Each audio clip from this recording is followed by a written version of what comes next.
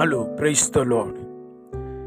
இந்த நாளுக்கான வேத வசனம் சங்கீதம் 34:17 வசனம்.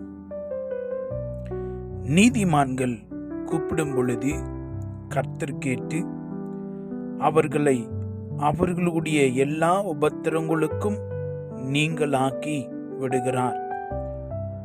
நம்மை எல்லா உபத்திரவங்களிலிருந்து விடுவிக்கிற தேவனுக்கு மகிமை உண்டாவதாக. விசுவாசத்தில் பிரசித்தி பெற்ற விசுவாச வீரனாகிய ஜார்ஜ் முல்லர் ஒரு முறை கியூபெக் என்ற இடத்திலே கடந்து போய் ஊழியம் செய்ய வேண்டும். ஒரு மறுநாளிலே தேவ வார்த்தையை பகிர்ந்து கொள்ள வேண்டியது முன்னே ஏற்பாடாய் அந்த நாள் குறிக்கப்பட்டிருந்தது. an appointment in that place. அப்போ அந்த காலத்தில் கப்பல் யாத்திரை தான் அதிகமாக இருந்தது. அப்போ இவர் கப்பலில் போக வேண்டிய அந்த சமயத்தில் அந்த கப்பல் மாலுமி கேப்டன் சொன்னா, நான் இப்பெல்லாம் போகவே முடியாது, போவதற்கு சாத்தியமில்லை. நீங்கள் பாருங்கள், கிளைமேட்டை பாருங்கள், பனி மூட்டமாக இருக்கிறது. It is fully covered. அப்படியே ஃபாக் ஃபுல்லாக கவர் ஆகிருந்துதான்.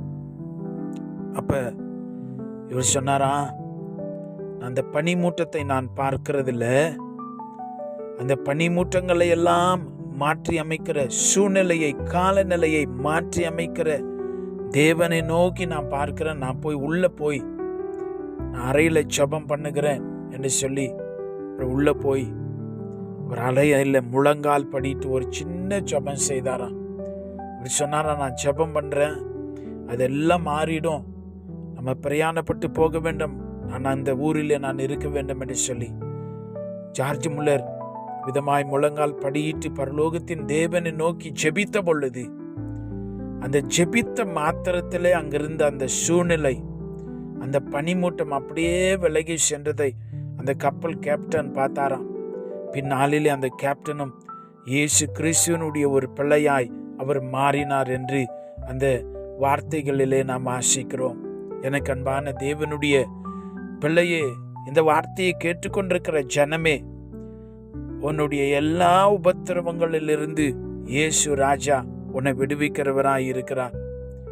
நீங்க இப்ப சந்தித்து கொண்டிருக்கிற உபத்திரவங்களிலும் சரி, இன்னும் முடிவுக்கு வராத உபத்திரவங்களும் சரி, இன்னும் ஏதாவது புதிதாய் வருமே ஆனாலும் அவைகளிலிருந்தும் விடுவிப்பதற்கு அவர் போதுமானவராய் இருக்கிற அந்த நம்பிக்கை, ஆழமான ஒரு நம்பிக்கை.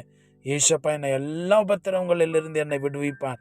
அந்த வசனம் என்ன தெரியுமா சொல்லுகிறது? மூல பாஷையில வாசிச்சோம் அப்படின்னு சொன்னா, a righteous cry என்று சொல்லப்பட்டிருக்கிறது.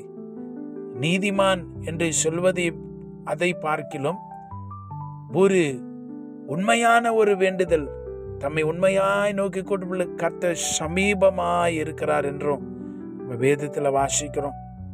நீங்க விசுவாசத்தோடு வாஞ்சியோடு கர்த்தர் என்னை விடுவிக்கிறார், ஏசப்பா என்னை விடுவிக்கிறார் என்று சொல்லி நீங்க கேட்டீங்கன்னா கண்டிப்பா ஏசப்பா உங்களை விடுவிக்கிறார். 145வது சங்கீதம் 18 நாம் வாசிக்கிறோம், தம்மை நோக்கி கூப்பிடுகிற யாவருக்கும், உண்மையாய் தம்மை நோக்கி கூப்பிடுகிற யாவருக்கும் கர்த்தர் சமீபமாய் இருக்கிறார். உபத்திரம் முடிந்து போனது என்று சொல்லுங்கள், உங்களுடைய உபத்திரத்தின் நிலைமை மாறினது என்று சொல்லுங்கள், உங்களுடைய உபத்திரத்தின் சூழ்நிலையை இயேசு மாற்றி அமைக்கிறார்.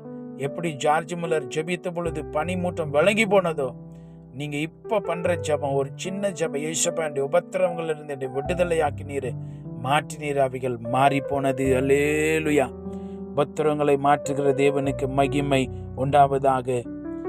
தீர்க்கதரிசன புஸ்தகம் ஏசாயாவில் 65:24 இவ்விதமாய் வாசிக்கிறோம், அப்பொழுது அவர்கள் கூப்பிடுகிறதற்கு முன்னே நான் மறு உத்தரவு கொடுப்பேன், அவர்கள் பேசும்போதே நான் கேட்பேன். ஏசப்பா எவ்வளோ அக்கறையாய், எவ்வளோ பாசமா நீங்க ஜெபிச்சீங்கன்னா, நீங்க வேண்டுனீங்கன்னா, நீங்க சொன்னா அப்பா கேட்கறதுக்கு ஆயத்தமாய் இருக்கிறார்.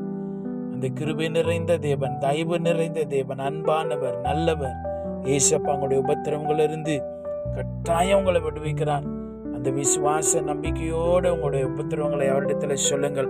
நாம் ஜெபிக்கலாம். பரலோகத்தின் பிதாவே, இந்த ஆசீர்வாதமான இந்த நாளுக்காய் ஸ்தோத்திரம். புதிய கிருபைகளும் பலனும் எங்களை தாங்குகிறதுக்காய் ஸ்தோத்திரம். எல்லா உபத்திரவங்களை நிர்மூலமாக்குகிற மகிமையானவரே, அந்த மேகமே, மகிமையின் மேகமே, நுகங்களை உடைக்கிறவரே மக ஸ்தோத்திரம். பிள்ளைகள் கடந்து போகிற எவ்விதமான உபத்திரவமாயிருந்தாலும் இயேசு கிறிஸ்துவின் நாமத்தில் அவைகள் உடைந்து போவதாக.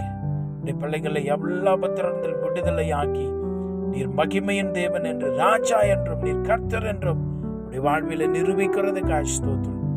பிள்ளைகளை விடுதலை ஆக்கினீரே இந்த நாளிலே கிருபை தாங்குவதாக. இயேசுவின் நாமத்தில் ஜெபிக்கிறோம் பிதாவே, ஆமென். God bless you.